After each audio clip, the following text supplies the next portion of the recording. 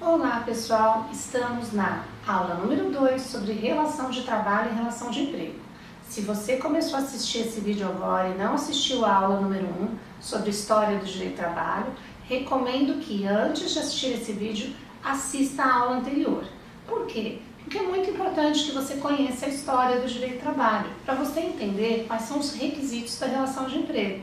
Os requisitos da relação de emprego que eu vou ensinar para vocês agora são os requisitos da relação de emprego do direito do trabalho clássico, ou seja, do direito do trabalho que surgiu lá na primeira Revolução Industrial. E vocês sabem, né? Já se passou muitos anos, estamos aí no século XXI e esse direito do trabalho ele já se transformou muito. Mas infelizmente a nossa CLT, que é uma consolidação de leis trabalhistas e não um código do trabalho, ela não teve uma alteração, uma transformação. A gente nunca teve na história do direito do trabalho um código do trabalho. Nós tivemos uma reforma trabalhista, a Lei 13.467 de 2017, mas foi uma legislação que alterou aproximadamente 100 dispositivos da CLT. A Lei 13.467 de 2017, ela não trouxe um novo Código do Trabalho. Como ela não trouxe um novo Código do Trabalho, nós continuamos com uma legislação da primeira Revolução Industrial. Uma legislação que ainda não está preparada para enfrentar os obstáculos e os desafios da quarta Revolução Industrial. Hoje nós estaríamos na quarta Revolução Industrial, na chamada também Revolução Digital. Pois bem, você que está aí com o meu livro, meu Manual de Direito do Trabalho, relembrando, eu recomendo para acompanhar esses vídeos que você tenha o meu Manual de Direito do Trabalho, quarta edição 2019 da Saraiva. Você pode pegar o seu livro e abrir lá no tópico número 4, que fala sobre conceito de relação de emprego. Bom, eu tenho sempre no início de cada tópico algumas perguntinhas, que são perguntas didáticas para ajudar o aluno na hora da leitura do livro. Eu me preocupo muito em passar conhecimento de forma didática, então por isso que o livro é todo feito pensando em trazer uma informação fácil, para que você possa aprender direito do trabalho fácil com a professora Adriana Calvo. Pois bem, então agora vamos estudar os requisitos da relação de emprego. Professora, onde eu estudo os requisitos da relação de emprego? Se você tiver uma CLT aí por perto, abra a CLT no artigo 2º e no artigo 3º da CLT. No artigo 2º e no artigo 3º, você vai ter o conceito de empregado e o conceito de empregador. E é da junção desses dois dispositivos que nós temos os requisitos da relação de emprego. Os requisitos da relação de emprego são 5. Pessoalidade, não eventualidade, subordinação jurídica, onerosidade e alteridade.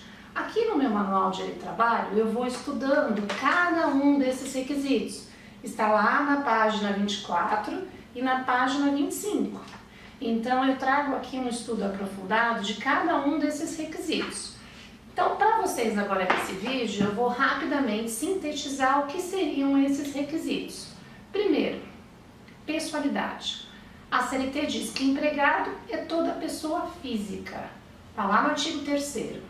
Empregado é toda pessoa física. É do conceito de pessoa física que se extrai o requisito da pessoalidade. Então, empregado não é pessoa jurídica. Empregado, nos termos do Código Civil, é a pessoa natural, que trabalha, que presta serviços. Essa é uma característica da relação de emprego. Professor, então, se eu tiver uma empresa e emitir notas fiscais, o chamado pejotismo, para uma empresa, eu não posso entrar com uma ação trabalhista porque eu não teria pessoalidade, porque a empresa está me contratando como pessoa jurídica? Não. Um dos princípios do direito do trabalho mais importante, do direito do trabalho clássico, lembrando lá do direito do trabalho da primeira Revolução Industrial, é o princípio da primazia da realidade. Então, o que importa não é a formalidade, que a contratação é feita por meio de uma pessoa jurídica, mas assim é a realidade. Você trabalha como pessoa natural ou como pessoa jurídica?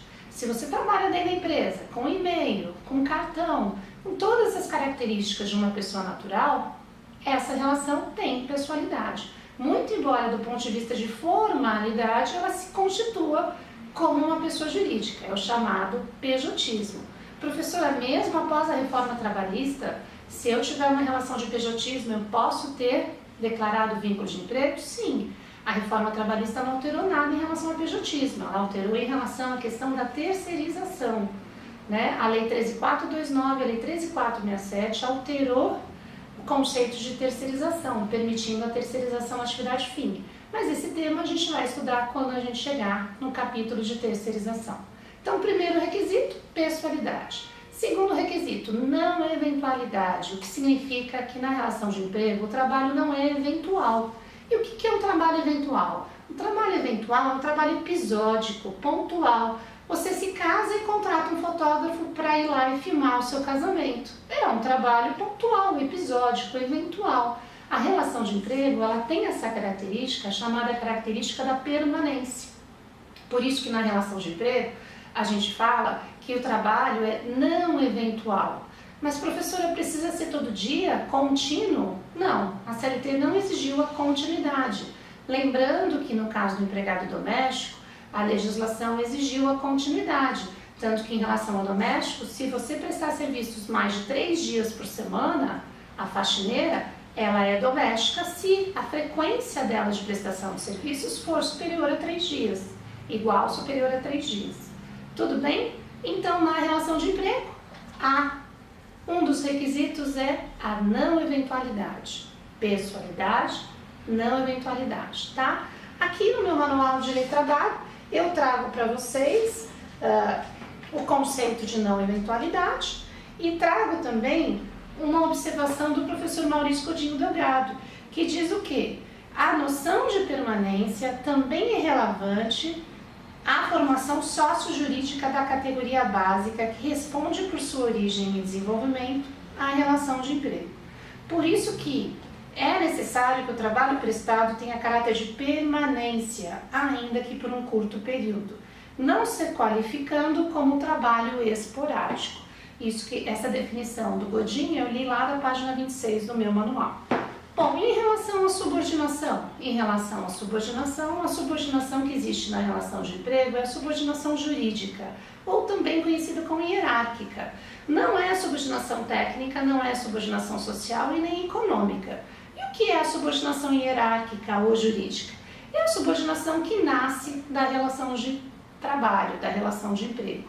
Lembrando que essa subordinação jurídica é a subordinação clássica. A CLT no artigo 3º usa a expressão dependência, tá? Quarto requisito, onerosidade. O trabalho, a relação de trabalho, estritamente relação de emprego, é uma relação que não é prestada a título gratuito, é a título oneroso. Há um pagamento de um valor ao final da prestação de serviços, que é o salário. E o salário demonstra que a relação de emprego é uma relação de contraprestação, contraprestativa. Existe uma obrigação de fazer, que é prestar serviço, existe a obrigação de dar por parte do empregador, que é pagar o salário. E o quarto requisito, a alteridade. O quarto requisito eu extraio do conceito de empregador, que está no artigo 2º da CLT. E o quinto requisito é a alteridade. Só recapitulando, os 4 primeiros requisitos que a gente estudou até agora. Primeiro, pessoalidade. Segundo, não eventualidade. Terceiro, subordinação jurídica. Quarto, onerosidade. E agora, por último, a alteridade. A alteridade é um requisito que vem do conceito de empregador, que está lá no artigo 2º, que diz que empregador é toda pessoa jurídica que presta serviços e não corre os riscos do negócio. Alteridade significa alter, outro, a de qualidade. Significa que na relação de emprego eu tenho 2 partes, mas somente uma dessas partes assume o ônus jurídico da relação. Por isso que o artigo 2º fala, não corre os riscos do negócio. Empregado pode dividir lucros, mas não divide prejuízos. Esse é o conceito clássico de alteridade, ok?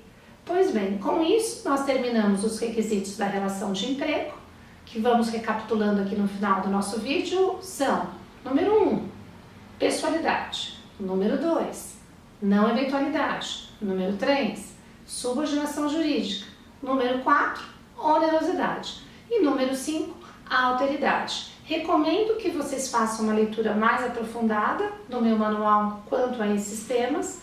Eu trago uma importante nota de rodapé falando sobre essa questão da relação de emprego E faço também aqui na página 27 uma observação muito importante sobre a questão da crise da subordinação jurídica e o trabalhador hipersuficiente, trazida essa figura nova pela reforma trabalhista. Mas nesse vídeo eu não tenho muito tempo para falar sobre isso, então recomendo aí, como leitura complementar dessa aula, que vocês leiam lá na página 37 e 38 os meus comentários a respeito dessas figuras. Ok? Espero que vocês tenham gostado de mais uma aula. Curtam esse vídeo, se inscrevam no meu canal se esse é o primeiro vídeo que você está assistindo e espero encontrá-los na nossa próxima videoaula.